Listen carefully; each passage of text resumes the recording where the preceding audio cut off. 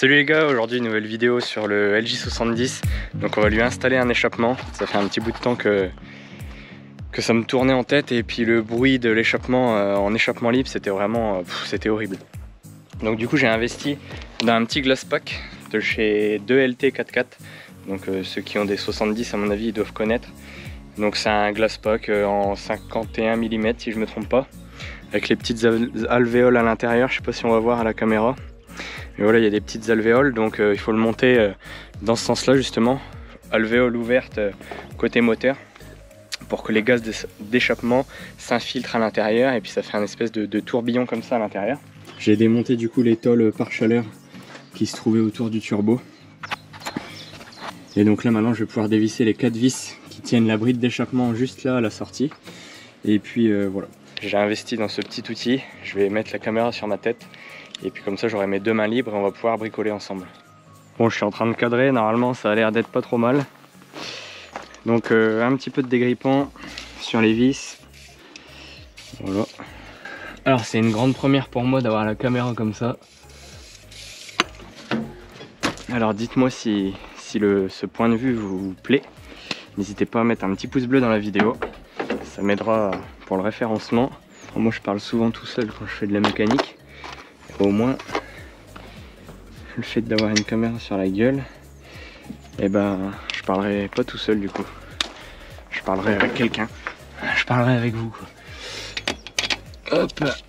Ah, ce qui est bien sur un 4x4, c'est que tu peux monter comme ça dessus. À croire que c'est fait pour. Donc là, hop, là, ça prend pas bien quand même, mais est-ce qu'il y vient? On dirait que ça vient.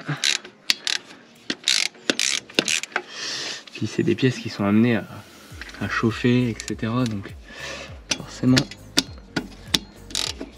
il y a une dilatation, je pense, de malade à cet endroit du moteur.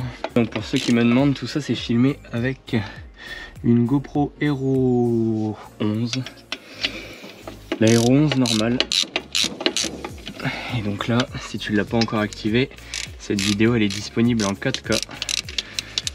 Donc je filme en 4K 30 fps. Pas besoin du 60 hein, pour faire de la mécanique. Et donc là je suis avec l'objectif normal je crois, ou le large, je sais plus.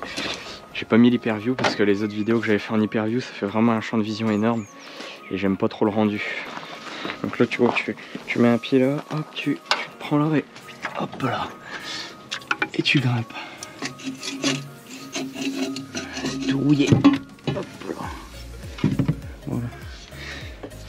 Ça. Ah, tiens, il vient tout seul. Bon allez, les gants. Un petit coup de disqueuse.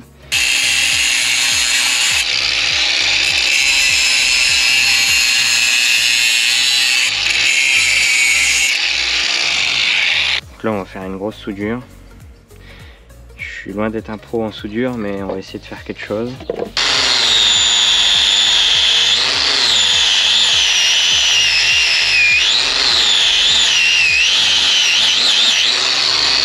Ça c'est déjà propre, on va y remettre un petit coup quand même, parce que c'est un peu gras.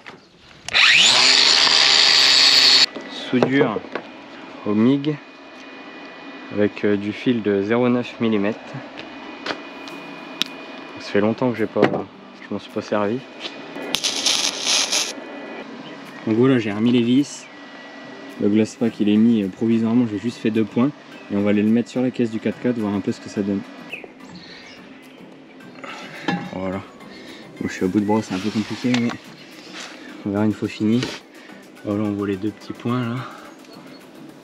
On va servisser. Donc je vais le redévisser, maintenant on va pouvoir faire le cordon.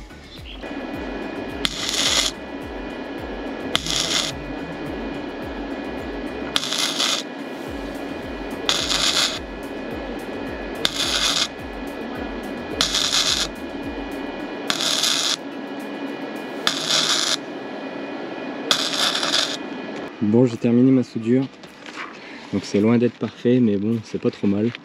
Donc j'ai fait une première passe et puis là du coup une deuxième passe. Je suis bien venu chercher les 2 côtés de l'angle.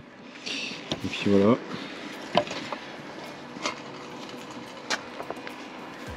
Donc j'ai revissé le glass pack sur la ligne. Je vais aller essayer ça sur le 4x4, voir si ça tient. Là j'ai remis un peu de joint pour l'étanchéité. C'est de la graisse cuivre, hein, c'est juste pour parce que le joint était bien sec. Et donc je sais pas si on voit, mais du coup l'échappement il penchait vachement fort et du coup ça continue de descendre. Du coup j'ai incliné légèrement le glass pack pour qu'il vienne suivre dans la longueur du bas de caisse. Et là malheureusement il n'y avait plus de coude de disponible. Donc du coup j'ai que le coude qui était existant. Donc il y a du jeu à mort. Je vais peut-être juste le pointer en attendant, histoire d'avoir quand même un petit truc au bout et puis que ça crache pas sur la roue. Mais du coup je remettrai un coude bien propre à 90 par la suite. Bon, j'ai reposé la ligne. Donc là, petite réflexion, je vais venir la pointer ici. Et en gros ça me fera un petit support qui va venir se loger dans le petit trou qui est là. Ça c'est la patte d'origine sur le châssis du Toy. Et donc si je remonte ça comme ça, en gros,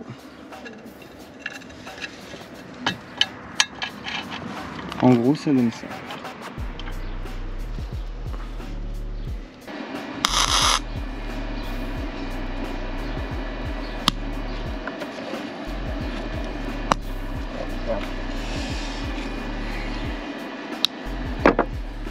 Ça tu vois, je le mettrai dans la vidéo parce que ça marche pas à tous les coups en fait.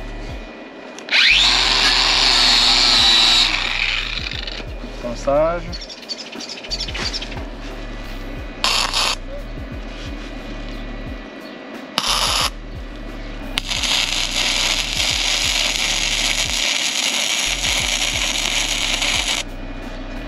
On va aller placer ça sur le 4x4. Bon c'est bon, c'est posé. Donc là j'ai pas encore vissé. Voilà. Un petit coup de serrage ici. Là ici j'ai mis du coup un petit cylindre bloc avec la petite filetée. Je sais pas si on va voir, j'essaie de passer la caméra. Voilà, donc juste avec une rondelle. Au début je voulais mettre une rondelle en dessous là. Et après je me suis dit que j'allais laisser le cylindre bloc en appui sur l'échappement. De toute façon c'est pas une zone qui chauffe non plus à fond. Donc là je vais le remonter comme ça parce que j'ai pas le coude. Et je ferai le coude un peu plus tard. Donc, de toute façon le procédé il est fait, hein, je veux dire maintenant le coude c'est pas ce qui est le plus chiant. Le coude je vais le faire partir pas vers le sol ni vers le latéral mais entre les deux en fait. Donc genre un peu en diagonale, dans une diagonale comme ça quoi. Donc là je referai un petit cordon de soudure, un coup de peinture partout et puis voilà, ce sera bon. Donc je revisse, on va le démarrer pour voir un peu la différence de bruit et puis voilà. Du coup j'espère que le bruit va vraiment être amélioré parce que le but c'était quand même de camoufler un peu le bruit du 4x4 et aussi de pas être un échappement libre.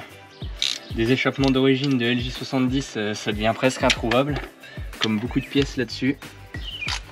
Voilà, je vais pas trop serrer, de toute manière il faudra que je la redémonte. Et ensuite il y a un petit collier là, bon, c'est pareil, là je vais pas le mettre parce que c'est juste pour écouter le bruit. Il y a le petit collier qui vient juste là, que je remettrai par la suite.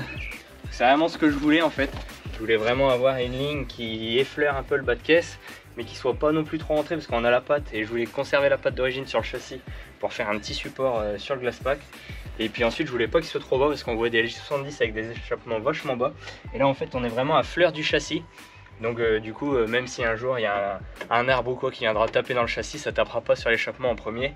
C'est vraiment parfait. Il manque juste le coude du coup que je mettrai par la suite. Et là du coup tout de suite on va aller démarrer le 4x4. Et vous avez été nombreux à me demander c'était quoi le régulateur ici. C'est tout simplement une sonde de température que j'ai mis sur ma durite d'eau du radiateur de manière à pouvoir visualiser la température de mon liquide de refroidissement parce que ma sonde d'origine elle est un peu faussée et donc du coup j'ai l'aiguille qui ne dit pas la bonne valeur. Donc pour voir si mon eau était à bonne température, j'ai installé ce régulateur et c'est très pratique même dans les bourbiers. Voilà, bon, on va aller voir. Bon, déjà ça a l'air de fonctionner.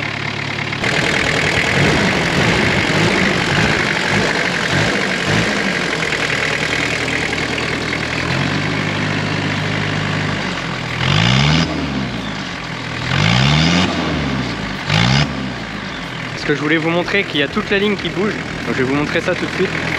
Alors Robin il va mettre des tout petits coups de gaz et vous allez voir qu'il y a toute la ligne qui travaille. Voilà, on voit bien au niveau du silencieux là.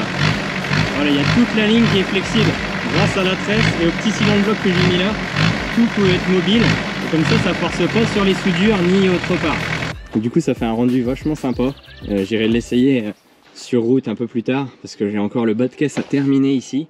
Enfin, en fait je l'ai même pas commencé, j'ai juste mis un coup de ponçage. Donc du coup si ça vous intéresse de voir une vidéo là-dessus, dites-le moi en commentaire. De toute manière je pense que je filmerai quelques parties, peut-être pas tout parce que j'ai pas trop le temps. Et puis après pour la suite il y a la galerie qui va arriver, donc c'est pareil, il y aura une vidéo dédiée là-dessus. J'espère que cette vidéo vous aura plu, que ça vous aura aidé sur vos Toyota, parce que moi quand j'ai regardé pour faire le glass pack, j'ai trouvé aucune vidéo sur internet, donc j'avais trouvé que des petites images sur des forums, donc du coup ça m'a bien aidé quand même, mais il fallait quand même un petit peu de connaissances même en soudure, mais bon ça reste très simple, moi j'avais jamais soudé au MIG et franchement ça se fait très simplement. Donc voilà, je vous dis à la prochaine pour une autre vidéo, allez salut.